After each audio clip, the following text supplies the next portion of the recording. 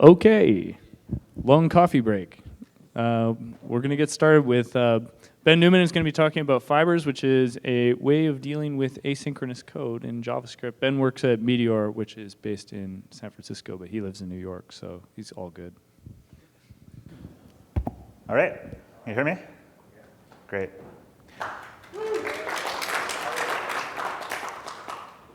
Thanks for coming. I'm Ben. I work at Meteor Development Group, and I'm representing them here today, as you might imagine. Just in case you've never heard of it, Meteor is a JavaScript application platform that makes it easy to write live updating, highly interactive, rich client, web, and mobile applications. And it's also entirely open source, so I'm not here to sell you anything. You can use it if after this talk you think it might be a good idea or not, and I'd be happy to talk to you about its merits. I've only been at Meteor for the last 7 or so months, since last summer. Before that, I was at Facebook on their JavaScript infrastructure team, where I worked on some things like React and Regenerator. But one of my favorite parts about working at Facebook was that I got to be one of their delegates to the TC39 JavaScript Standards Committee meetings, which is the body that is formalizing the next version of JavaScript. And so one of my conditions for accepting the job at Meteor was that they also become a member of that organization so that I could keep going and keep being involved in that, although with a very slightly different agenda. So that's my background. I've been doing this web development thing, and especially JavaScript stuff, for a while. And throughout that time, I've struggled in a way that maybe some of you have struggled to explain what is exciting about my line of work, in particular to non-technical people, of which there are quite a few in my life. So I'm going to share one version of that story in case it helps you tell the same story. I'm Benjamin without the I on most forms of social media, and there are slides for this talk online at that URL at the bottom, benjamin.github.io/goto2015-talk. So the way I come at what is interesting about JavaScript and programming in general is by saying that I'm interested in the ways languages change over time, and in particular, how programming languages change, although, of course, sociolinguistics and etymology of natural languages are also fascinating. I'm just not really qualified to talk about that. And this talk is going to be about how JavaScript might be able to change. And JavaScript suffers from the reasons that it is difficult to change programming languages almost more so than any other language there has ever been. I think the great value of a programming language is that everyone agrees. The people who write code in that programming language agree. People who run code written in that programming language sort of implicitly participate in a consensus about precisely what that programming language means, and in particular what a computer should do if you run a program written in that language on the computer. And that precision is, of course, why computers are able to do their work so quickly and reliably.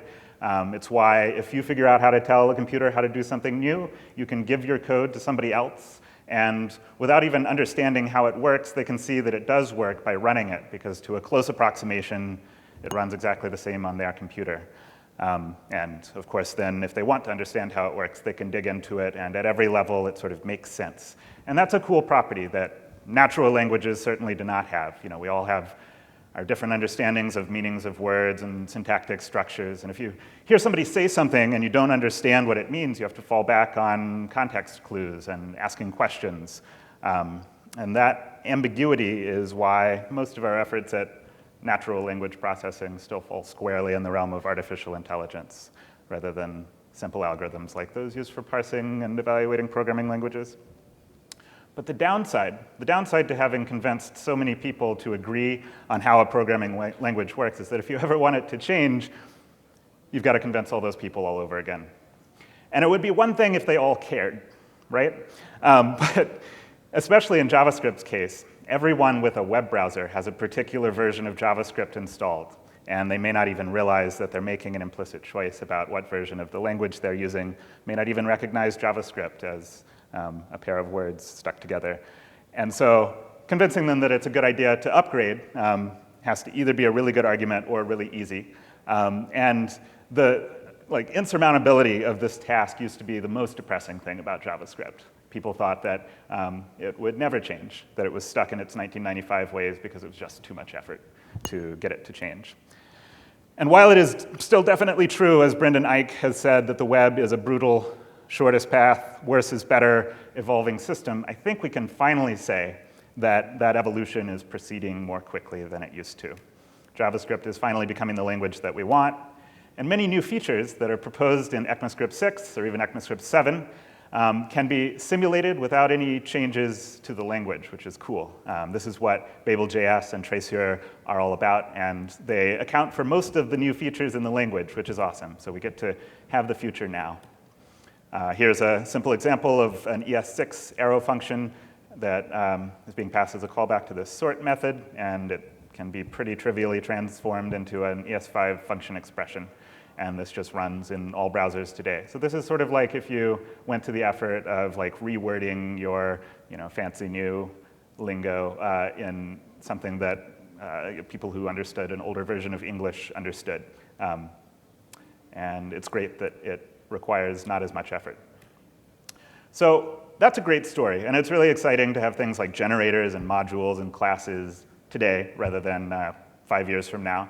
But not everything, unfortunately, that has been proposed for ES6, like proxies and symbols, can be translated or can be simulated with any fidelity. And today I want to talk about a powerful feature that could be part of JavaScript, that isn't now, that cannot be simulated in any reasonable way. This is not a riddle. I'm going to tell you in a second what it is. But I want to be perfectly clear what I mean by reasonable here. So a reasonable translation needs to take futuristic code and turn it into maybe more convoluted, harder to read, current day code. But that current day code still needs to be readable and debuggable and recognizable as JavaScript, rather than, say, if you just generated bytecode from LLVM and ran that on a virtual machine that was implemented in JavaScript. That's always a backup option, but we'd have to throw out a lot of our relatively mature tools, like the Chrome and Firefox and Safari dev tools and web inspectors and all of that tooling. So we'd be sort of throwing the baby out with the bathwater. I don't know if that's the right metaphor, but the other problem with it is that we'd sort of be abandoning the progress of JavaScript, giving up on letting our experimentation with these new features actually inform the progress of the language, because we'd just be sort of doing our own thing. So that's less good in my mind, but if it comes to that, we'll do what we have to. So this feature that I'm about to tell you about is actually available in Meteor today. So without further ado, it goes by a couple of different names. One of them is coroutines. The other is fibers. Coroutines is the sort of computer science-y version that Don Knuth originally used when he first talked about them. So what is a fiber or a coroutine? Well, JavaScript, as you know it, has a strict run-to-completion execution model, which means if you're executing some code, you can rely on it finishing, either throwing an exception and bailing out, or all of your functions returning and unwinding the stack.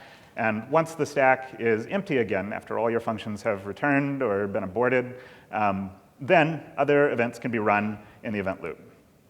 So in other words, the call stack must unwind completely before any other events can take place. So if you've ever wished that you could simply pause what you're doing right now in handling a request or an event, and then let some other events run in the meantime, and then later resume where you left off, that's exactly what coroutines are for. It's sort of a cooperative task switching paradigm.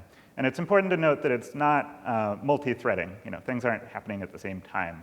They're just taking turns more rapidly than they normally do. All right, so here's a simple example of the way the Fibers API works. In order to be able to suspend the call stack, you need to establish a fiber. But then the function that you pass to that fiber can call other functions, like this sleep function. And those functions, no matter how deeply nested they are, can call fiber.yield to suspend the whole fiber. So this will console.log before, and then wait a second, and console.log after.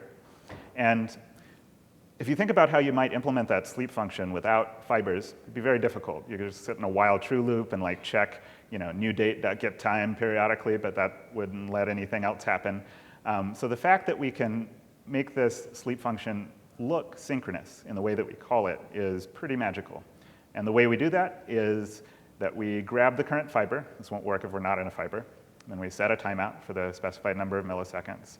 And we yield. So when fiber.run finally gets called, that fiber.yield, from the perspective of this fiber, that statement will return, the sleep statement will return, the stack will unwind. So this is the simplest example I can find, but it's still, I don't know, if you've never seen fibers before and you come across some code, like not only is this doing something surprising, it's like not the world's best API. So one of the things I want to talk about in this talk is how we can make that API look a little more familiar. Now, although I'm coming from the perspective of sort of the minority opinion that this is a good feature, at least for JavaScript, it's worth noting that this is not like, I don't know, continuations, which are only really supported in Scheme and some Lisps. Many other languages support coroutines. In fact, I'm bolding the ones that like I've written more than a line of here. So these are real languages for sure. And so this is something that works. Some of these are maybe a little disingenuous. Like it's not built into Python. In fact, Python uses a very similar native module to the one that we use at Meteor to add this feature to JavaScript. So, but these are all languages in which you can and people do successfully use coroutines. So why not JavaScript? Well, Dave Herman, who is one of the people I respect most in the world, who works at Mozilla and is another member of the TC39 committee, a few years ago wrote this blog post, Why Coroutines Won't Work on the Web. And it's a great blog post. I'm not going to try to go through and refute each of the arguments he makes. In fact, I'm going to bring them up as problems that you should know about, but I have some ideas about how we can mitigate them. And I guess the point I'm making here is that someone well-regarded on the committee that controls the future of JavaScript is very much against them, and against coroutines, that is. And so it's going to be an uphill battle, though this is among the things that would be in my current company's interest to push for in the future. It's definitely the case, this is almost a cliche, that programming language design is as much about saying no to tempting features as it is about saying yes. You just can't have everything. Not everything works together. And it is absolutely the job of a standards committee to put together a coherent language, even if it doesn't have some nice-to-have features. But I'm going to make an argument that we could have a coherent JavaScript that supported coroutines. So if we can agree that making asynchronous programming easier is important for the future of JavaScript, and it sure is, and TC39 is not interested in coroutines, then what other remedy do they have in mind? Hope they've got something planned. You may have heard of async and await. Now, this is a feature that has been proposed for ECMAScript 7. For background, ECMAScript 6 is the version of the language that has just been finalized. And so these aren't making it into that, but the next version, there's a lot of momentum behind them. It's a feature that was borrowed from C#, and the C# people love it. So I think it's safe to say this will definitely become part of the language. So how does this work? Well, you can take a function and add the async keyword in front of the function keyword. And that means a couple of things. The function will now always return a promise, which is like a deferred value, encapsulating its eventual result. But also, if there are other things you need to wait on in the course of evaluating that function, you can pass them as arguments to the await keyword, which is syntactically sort of like throw or return or yield. It takes an argument. If that argument is a promise, then it suspends the current function.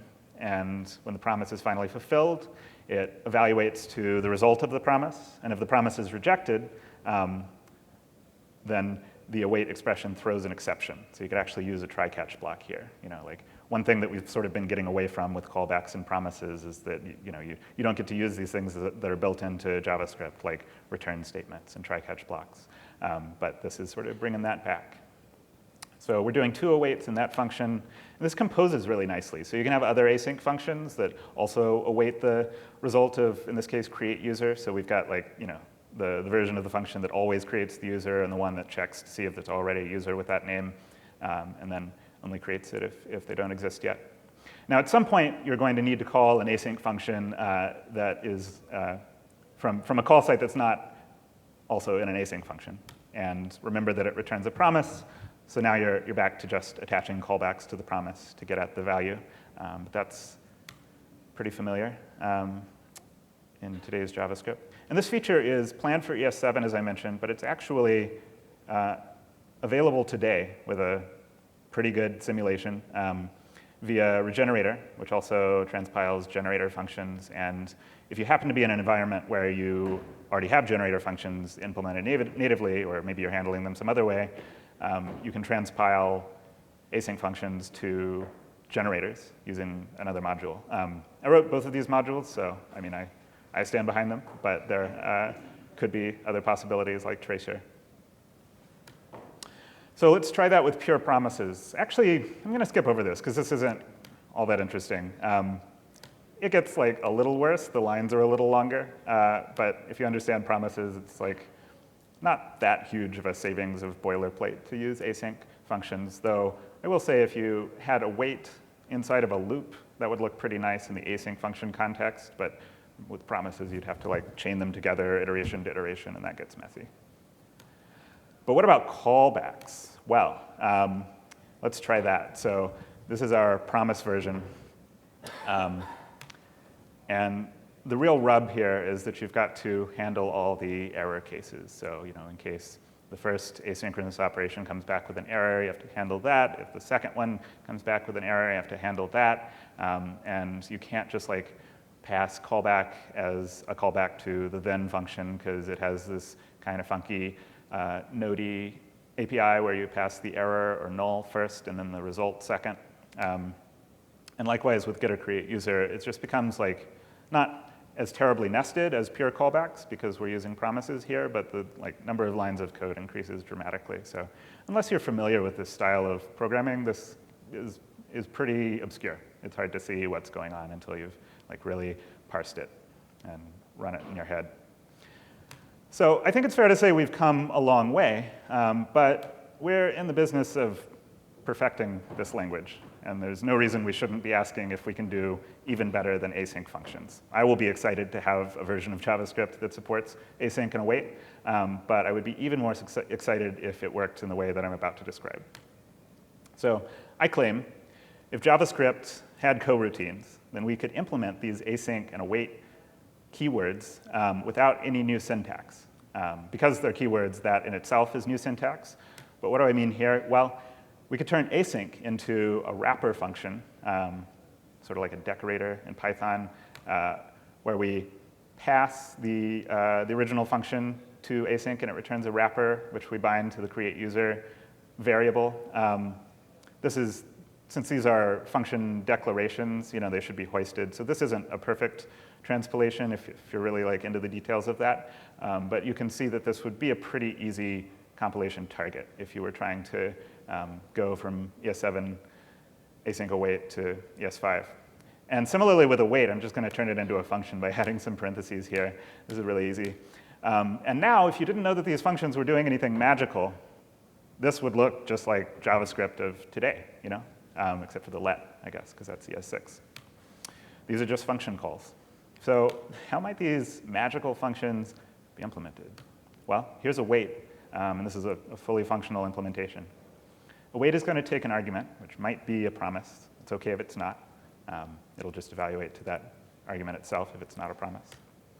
We grab the current fiber, because it's important that we are in a fiber so that we have something to suspend and resume later.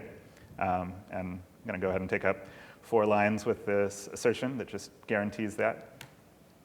Later, we're going to yield and return something, whatever is returned by fiber.yield. And since argument might not be a promise, we call promise.resolve to coerce it to a promise. If it is a promise, promise.resolve just returns the argument itself. So this is lightweight. And attach some callbacks to it. In the success case, we call fiber.run. If you're familiar with generators, this is kind of like calling generator.next. And in the error case, we call fiber.throwInto. And that's actually all we have to do. So the argument that you pass to fiber.run becomes the result of the fiber.yield call when it finally returns. And if you throw an error into it, then that fiber.yield call throws an exception. So if you like wrapped that in a try-catch block, you could catch the error later, although you don't want to do that here. All right, so not so magical after all. Here's async, which is coincidentally the same number of lines. It's going to return a wrapper function, and that wrapper function needs to always return a promise, because that's the contract with async functions. And inside the promise, we establish a new fiber, a new call stack that we can suspend and resume. So you could have like two async functions running sort of in parallel, because they both have their own fibers. And somewhere in there, we want to call the original function with the same value of this and arguments. And if that is successful, of course, you can imagine we want to pass it to the promise resolve function. My apologies if the promise API is not familiar. It is a little weird that like there's this function you pass to the constructor, and then it takes arguments that are callback functions you're supposed to call. But the slides are online, and it does actually work. OK, so fn.apply will throw an exception if there's any problem, even if it happens like in a later stage of the fiber's execution. The fiber itself can like yield multiple times. So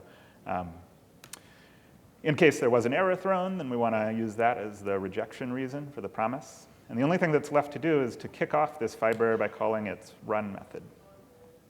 All right, so those are async and await. And if you've got something like fibers or some other implementation of coroutines, then you can like speed ahead to the distant future of JavaScript and have your ES7 async and await already. So once we have these two functions in our tool chain, this is sort of an aspirational statement for Meteor. This is a direction I would like to see us go in, but I have to be honest that we are not fully there yet. We can actually just forget that these two functions were implemented using fibers. It becomes an implementation detail that we don't have to worry about anymore, just as I typically don't remember that node fibers is implemented on top of libcoro, which is this C library that swaps out stack pointers and thread data pointers to make coroutines work with literally no changes to V8, which is insane. But these two functions, I hope I've just convinced you that they're at least as powerful as async and await. They're actually more powerful than that, which is both good and bad. So here they are. The natural question to ask, since it was definitely the case that we needed all the await and async keywords in the original example, do we need all of these async and await function calls here? Well, sort of a leading question. The answer is no. Let's try removing some. So the first one we're going to remove is the call to async around create user. Because if we're willing to say that create user is only called from other functions that are async, or with some async function somewhere above it on the call stack, then those await instructions, expressions inside of create user will be legal. There's nothing wrong with them. They don't have to be directly inside the body of an async function.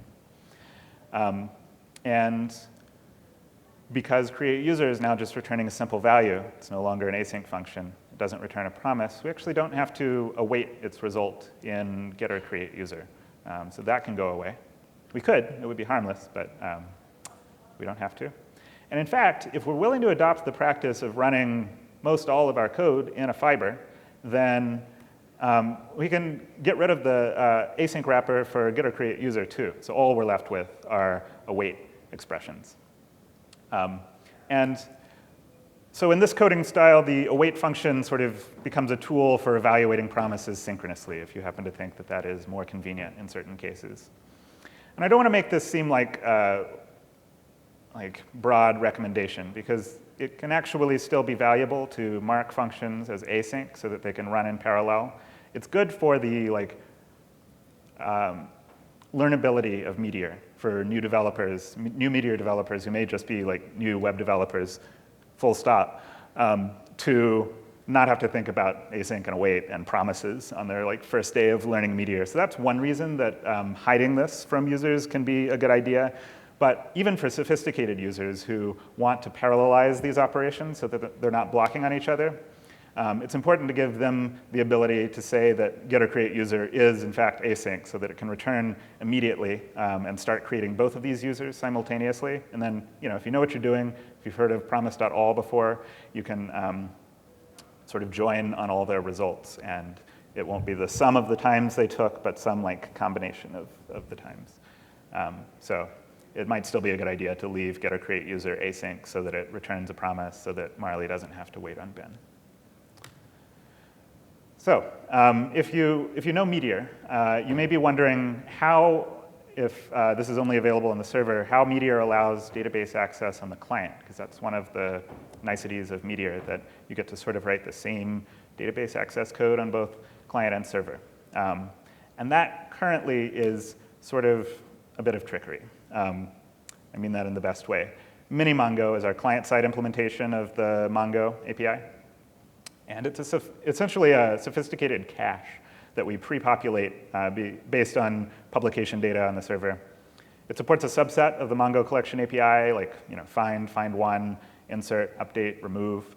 And those methods have to return immediately. Like they don't get to return promises. You don't pass a callback and wait for the result. And that certainly doesn't go to the server and ask for the new data. So if they have to return immediately, you might get into situations where you call a function like find and you don't get any results back, even though there actually are results that are pending from the server. And the way we get around this is through leveraging other strengths of Meteor. This is acceptable because Meteor automatically re-renders the UI whenever different data become available. So if you render your UI in a way that is that works both when there's no data and when there is data, then on initial page load, you'll get the version with no data, and as soon as the data is available, your UI will just automatically update, right? So it's sort of like waiting on a promise, except that you have the opportunity to see something before the data is actually available, which is kind of cool, but it's just very different from what happens on the server, and I want to make that clear. So how should Meteor allow database access on the client? This is an open question, but if we wanted the database access API on the client to look exactly like the one on the server and have the same semantics, we could rewrite both of them to return promise objects. That's like a pretty standard JavaScript thing to do these days now that promises are baked into ES6. I think most asynchronous APIs are going to be written in that style going forward. So you could think, if we did this, of await as just a convenience that happens to be available on the server. And it would be a pretty sweet sugar to have in that context. But depending on your feelings about running exactly the same code on client and server, you might be interested in that, or you might be interested in just using promises in both places. OK, so this isn't the end of the talk. But if you understand these next couple of slides, then you're in great shape. You can think of coroutines as sort of a relaxation of ES7 async and await syntax, in which the await keyword is allowed to appear in the body of any function that happens to be called within a fiber. And if it's not in a fiber, it'll just throw. Instead of as in ES7, being restricted to the bodies of functions that are explicitly marked as async, right? So, in the way that you can throw an exception from a deeply nested function and it bubbles up the call stack. The version of async and await that I'm proposing allows you to bury await in some deeply nested function call and have that suspend a fiber that may have started many function frames up the call stack. OK, so here's our original async and await. What we're doing here is saying that some of those awaits are actually not necessary, and depending on what kind of API you're trying to expose, some of those asyncs are not actually necessary. So is this better code? Well, this is sort of a contrived example.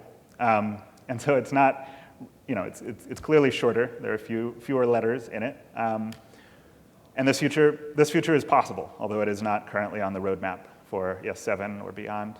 But this is particularly great news for a framework like Meteor, Because what we can do, if we don't have to make every function that contains a weight be an async function, is wrap our top-level request and event handlers in fibers, which is code that we control. It's open source, so you can definitely see it, see how it works, but you don't have to think about it. That just means that most of the code that you encounter when you're using Meteor will be in a fiber at some level. And you can create your own fibers if you want to control the parallelism, but for the most part, you don't have to worry about that. And then, where do we put the awaits? Well, we can use those to implement some asynchronous library operations down in our core packages. And all the code in between doesn't have to know about coroutines at all. This isn't like a magic trick. It's not like we're trying to hide it, but if you're not at the point where you need to think about those semantics, then this is not something that's forced on you when you first start using Meteor. Best of all, and this is sort of something I came to realize while I was preparing this talk last week, so I hope it seems novel and interesting to other people too. If ES7 adopts async and await as they've currently been proposed, that's actually great news. It's not a parallel history, like an offshoot that Meteor is going to be diverging from if we keep using fibers. It actually means that we've got all the syntax we need. And TC39 is not going to have to invent any new syntax if we ever decide to adopt coroutines. It'll literally just be a matter of relaxing the syntax, because anything you might want to do with coroutines can be expressed in terms of async and await, just with that slightly relaxed set of rules about where await can legally appear. So I'm really excited about async and await, and about having this conversation with TC39 about whether we might consider relaxing the syntax, because the benefits would be pretty sweet, especially for Meteor. So there has to be a catch. I've portrayed this idea that Dave Herman is arguing in that blog post is not so great as a really good idea so far in this talk. And I would be irresponsible not to mention that there are, in my mind, 3 big problems with fibers. The first, simulating fibers in the browser is difficult. Difficult to impossible. I'm not actually going to say impossible, but let me show you what that would involve. And Meteor is a framework that tries to let you write the same code on client and server, so this is kind of an unfortunate inconsistency. You might, though, think we could implement fibers using ES7 async and await, because they're sort of similar features, just like maybe you'd have to insert some extra asyncs and awaits. Well, yeah, to say the least. Technically, it is possible, though it would require awaiting any expression in your code, any expression at all, every last identifier that might possibly evaluate to a promise object. And then, of course, you'd be adding a bunch of awaits throughout your code. Any function containing one of those awaits would have to become an async function because of the syntactic restriction. And then all of those new async functions would return promises. So their call sites would have to await the promises, and so on and so forth. So you can see that unless you had like a strong type inference system that allowed you, and C# has a type system, so it benefits from this kind of thing. It knows what expressions are promises and what expressions are not. Unless you had that kind of type system, then I think nearly every function in your code base would become async, which, if you're just playing around with your code, that might be a nice academic exercise, but it gets pretty hairy. So these are our ES7 async and await functions. The current, I think, best way of transpiling them into ES5 is to run them through Regenerator or Babel.js, which uses Regenerator. And they just get a little bit longer and harder to read and debug, especially if you've never encountered this kind of soup before. And these are, bear in mind, the versions of those functions that you would actually write by hand in ES7. And what would actually happen in practice is that in order to reliably transpile this into ES7, you'd have to take every single expression and await it. So now we're awaiting the user's object before calling the insert method. We're awaiting name, because who knows what that is. We're awaiting response.id in case that property happens to be a promise. We just don't know any better. And so this turns out to be even longer. I mean, maybe I'm overselling this, because this is not like pages and pages of code. This is an okay like nuclear backup option, But I don't particularly want to start the meme that Meteor just like eviscerates your client-side code. You open up the debugger and you're like, what is this? I didn't write this. So this is just a bit too much to swallow if we can avoid it. The second catch is that mutating shared global state is tricky with fibers, just as it is tricky with multi-threading. The section in Dave Herman's blog post titled Fibers are almost as, or coroutines are almost as preemptive as threads is basically about this topic. Of course, we all know that minimizing the use of mutable shared global state is a good idea if you can. But one place you're probably not going to be able to get away from that is the omnipresent file system. It's this global system resource that is definitely mutable.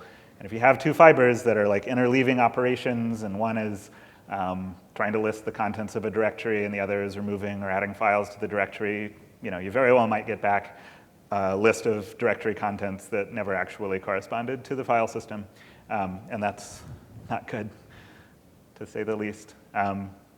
So it's unfortunate that you can't just live in the dream world of having no shared global state. If you could, this would not be such a catch. So how do we write safe file system code with fibers at Meteor? I want to preface this by saying I don't think this solution is perfect, but we have this helper called no yields allowed, and you pass a callback function to it, and then in the context of that function, fiber.yield becomes illegal. It throws an exception. And you find out about that at development time, so you can fix it. You have a bug. It's kind of heavy-handed. I think this could be improved if you restricted what other kind of events can run while your fiber is yielding. Like if you're both accessing the file system, if you could say, don't schedule any other events that are planning on accessing the file system, then that would be a lot more precise than just preventing the current fiber from yielding at all. Because yielding can still be useful and safe. So if you have any ideas about how to implement that, how to exercise control over what gets executed in the event loop in JavaScript, then I'd like to talk about it. We also do this thing where we wrap the functions in Node's file system module so that they can behave asynchronously when fiber.current is defined, when we're in a fiber. And we just use the synchronous versions if you're outside of a fiber. So that's kind of a unique benefit of the file system module, that it has both synchronous and asynchronous versions of all those methods. It allows us to provide the same API no matter where you are, which is cool, but not the most generalizable thing. OK, so the third catch, the last one, is that it's kind of a pain to ensure compatibility with fibers. Other native modules that we're using might not work well with fibers if they're doing crazy things. The Node Fibers module is mature enough that normal old JavaScript code is probably not going to interfere with fibers that much, but who knows what a native module is doing, using its own threads, manipulating the call stack on its own. All those things are potential compatibility hazards for fibers, so we just have to be really careful when we're releasing a new version of Meteor. And our long-term ability to keep up to date with the latest node is definitely impacted by the fact that it might change its native module API, and we'd have to adapt the Node Fibers native module to go along with that. And who knows, one day that might be just too difficult, and we'd have to come up with something completely different. But fortunately, we have plenty of warning. We're still shipping Node 0.10, and people are OK with that, although I'd love to upgrade. And we also have the luxury, since it's sort of like an all-in-one package, of shipping a specific version of Node and specific versions of all of our packages. So it's not just like you install whatever the latest minor version of your NPM packages are available on the day you decide to start using Meteor. It's a little more conservative than that, and that's how we can sleep at night. So for Meteor, the benefits still outweigh those three negatives. The first of three main benefits is learnability for new users of Meteor. Maintainability. The less code that you leak your abstractions into, the less you have to update when you decide to refactor things. All the code in between request handlers and library functions that yield need not change, or need not change much when you change the way that you are doing asynchronous stuff. And flexibility. So not only is this good for first-time developers, it's also good for sophisticated developers who know about promises and want to unwrap that abstraction and write code that is faster because it is more parallelizable. So those three things are why we're going to keep shipping fibers with Meteor, and in our sort of easygoing way, suggesting to the community that this feature deserves another look. So thanks. That's my talk.